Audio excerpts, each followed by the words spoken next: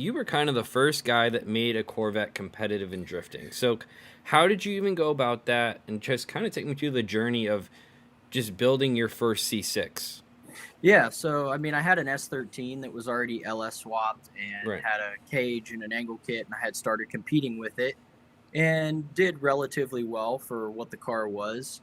But I was looking at spending a bunch of money and completely rebuilding that car, or starting over with something fresh that was more of a performance car from the factory. Yeah. So I landed on the C6. At the time, the car was 5 years old when Okay. I got it. It was a salvage car, but still relatively fresh. It had low mileage. Yep. Yeah. Same Um, chassis now. Same chassis today, and that was back in 2014 when I got the car. Nice. But the C6, I mean, honestly, from the beginning, I knew what we needed to do, Hmm. and we kept it simple. But we just tore down the car and did a lot of, it's a lot, but minor things like solid bushings, solid drive shaft couplers.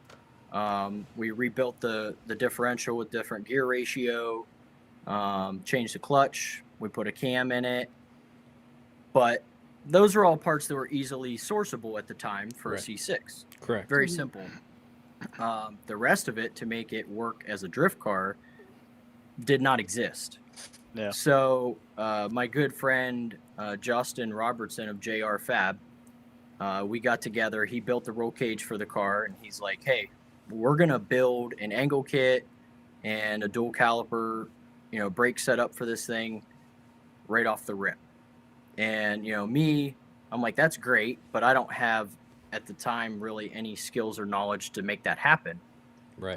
So we worked together and just did what research we could, and he actually came up with the all the parts and fabricated everything. So our first time at the track was actually at pit race with the car, Okay. and it worked flawlessly, and yeah. it Wow. was honestly easy to drive, and it was faster than my S13 from the first time we took it off the trailer.